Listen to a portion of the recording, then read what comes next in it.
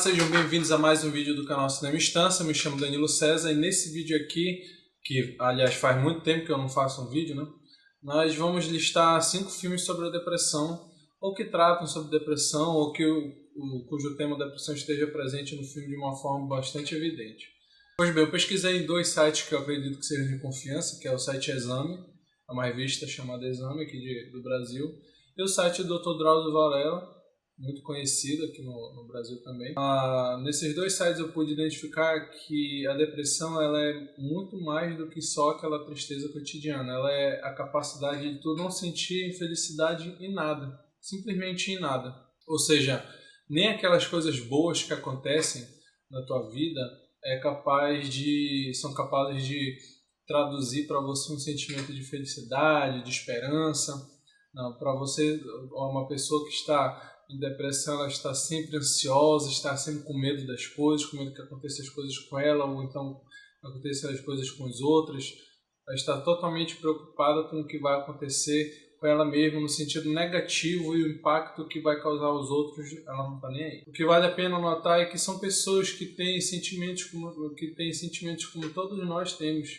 Não é porque ela está triste que você deve, como é que eu posso dizer, entender, não só entender a situação que ela está passando, mas também contribuir de uma forma persistente, contribuir de uma forma presencial, com palavras, com ações, com gestos, de uma forma que a vida dela possa ser menos dolorida, menos dificultosa, menos difícil de encarar. Eu sei que a vida é dura para todos nós, mas nada nos impede, com boas companhias, que a gente possa superar tudo que a gente precisa superar e que a vida possa ser conquistada aos poucos. Bom, e o cinema, naturalmente, como não poderia deixar de ser, ele não deixou esse tema de fora. Existem inúmeros filmes que tratam sobre isso, desde 1960 que eu vejo registros de filmes com essa temática, e eu selecionei 5 aqui, de 2001 para cá. Bom, uma dica de um filme que trata sobre esse tema da depressão é um filme de 2001, dirigido por Wes Anderson, chamado Os Excêntricos Tenenbaums. Esse filme conta a história, vale notar que tem um elenco totalmente estrelar, composto por Gene Hackman, Angélica Houston, Owen Wilson, Ben Stiller e muitas outras pessoas famosas lá também. Pois bem, o Gene Hackman interpreta um pai de família que está doente e tenta se reaproximar da família, que se distanciou dela totalmente há muitos anos.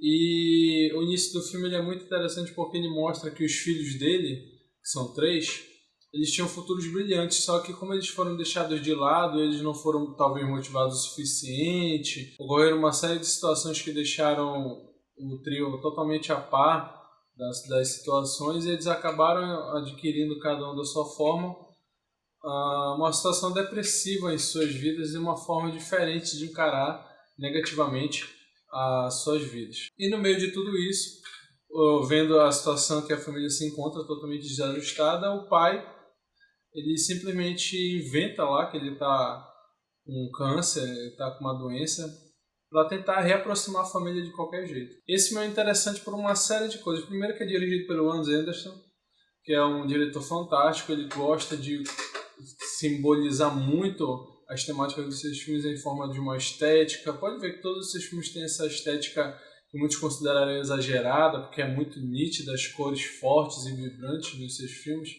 mas elas têm uma total simbologia, elas representam a fotografia excepcional desse filme, por exemplo. Os Excêntricos Tenenbaums tem toda uma personalidade, as cores falam pelos personagens, os personagens falam através das cores. Esse é só um exemplo de como o filme é bom e trata desse aspecto de depressão de uma forma bastante interessante, porque o filme é vendido como comédia, realmente ele é, mas você consegue ver que no fundo ele tem um conteúdo, tem uma substância. Você consegue adquirir empatia pelos personagens de forma que você consegue penetrar naquele ambiente, sentir o drama daquela família e a forma de como tudo isso vai esvaindo com o tempo, e que a gente não deve perder as oportunidades de estar sempre ao lado de que a gente quer, independente do que aconteça. Um outro filme que trata bastante sobre a temática de depressão é um filme de 2011 do Lars von Trier, chamado Melancolia, estrelado pela Kirsten Dunst. Esse filme ele faz parte do que o próprio Von Trier chama de trilogia da depressão, composta por esse filme, Melancolia, o Anticristo, é um outro filme dele também, e o Ninfomaníaca, que foi dividido em 2 partes, todos os 3 polêmicos às suas maneiras, principalmente o Anticristo e a Ninfomaníaca.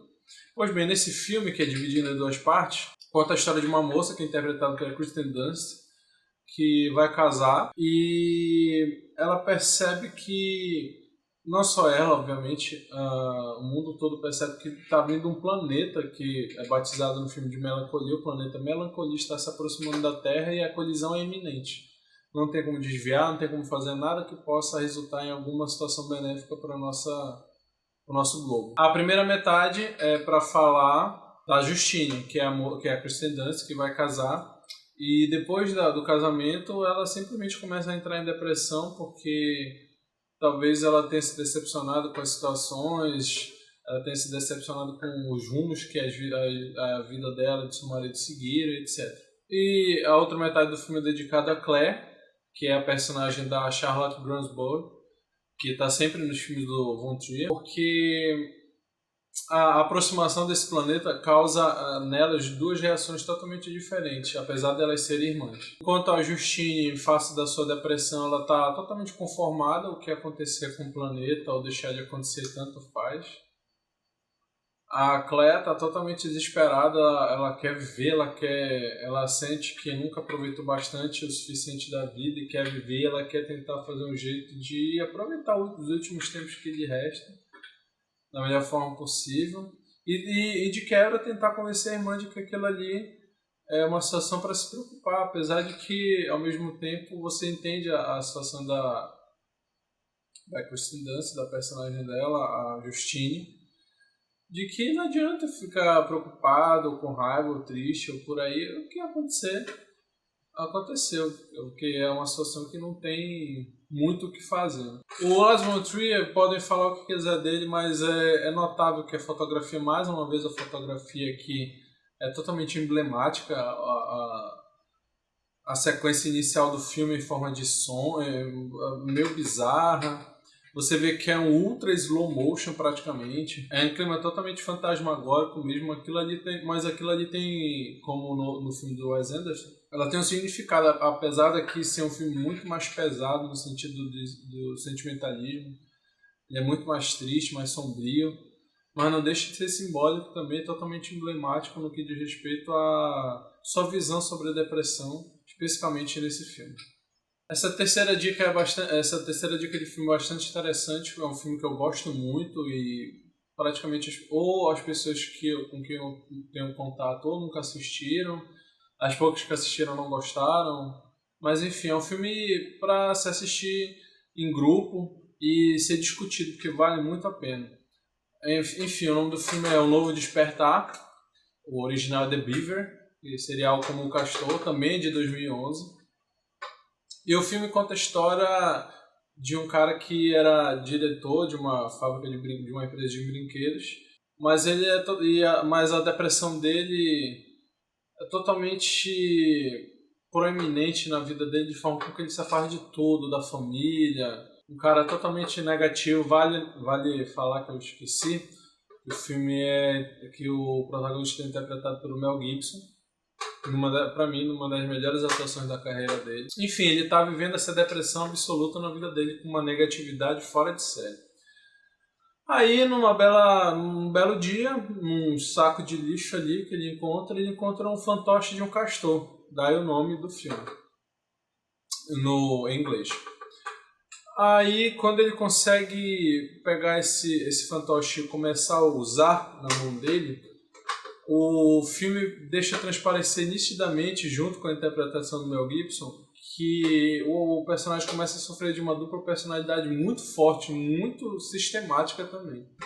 Porque se o personagem do Mel Gibson é um cara totalmente depressivo, enxerga tudo de negativo na vida, o personagem que está na mão dele, que é o Castor, que não tem vida, ele não é boneco, ele não é que nem o Ted da vida. Ele é só um boneco que não tem vida, um ser totalmente inanimado, mas o boneco meio que possui a personalidade do Mel Gibson. Possui de possessão mesmo, de possuir.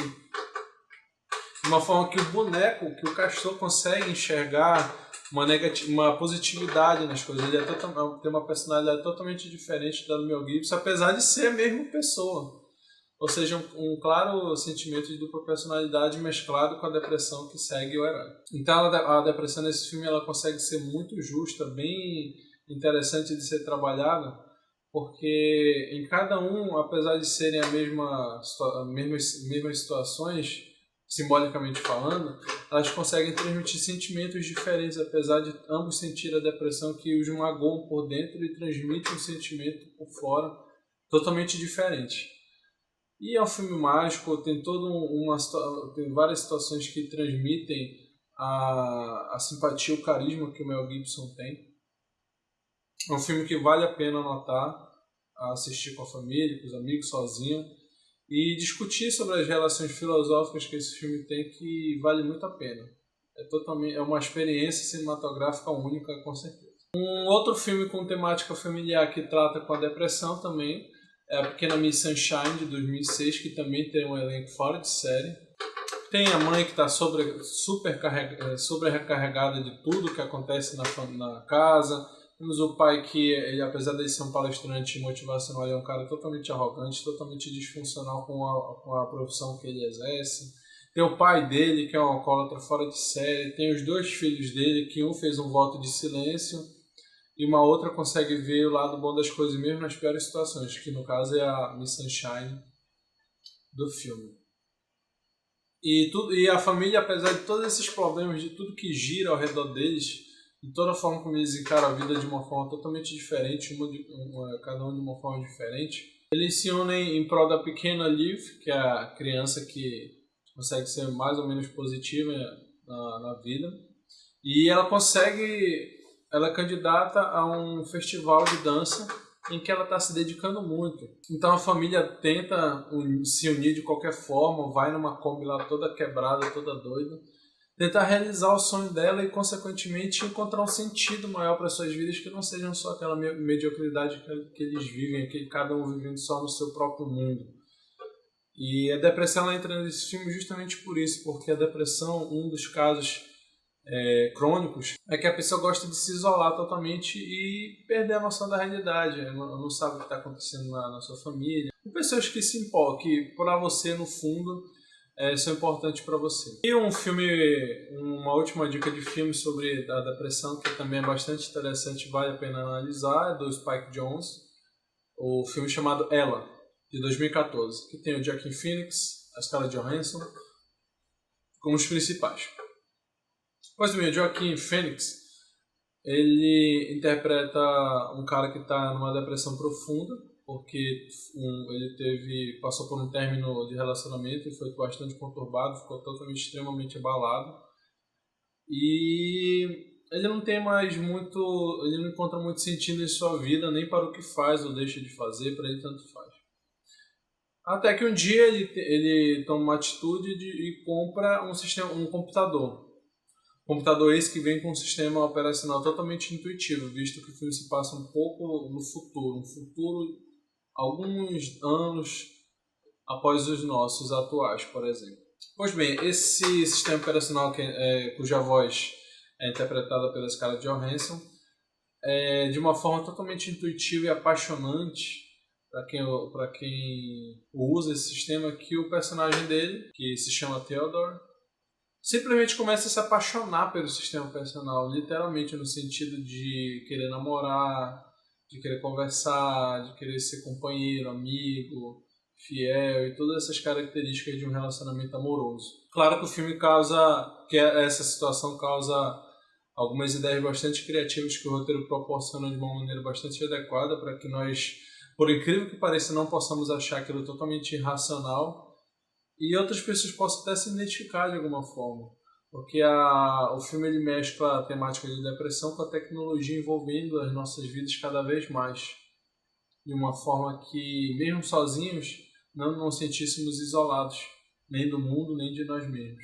Então é um filme cuja temática de depressão assim, mescla com a tecnologia de uma forma que essa relação ela é explorada muito, muito bem, não só pelo roteiro, como a fotografia também condensa totalmente essas características. O diretor ele sempre tem esse dom de transmitir sutilezas em certas cenas, em certos detalhes, que fazem com que o filme tenha uma característica muito mais sublime do que deixa parecer à primeira vista. Existem muitos outros filmes, eu espero que vocês tenham gostado dessas dicas de filme.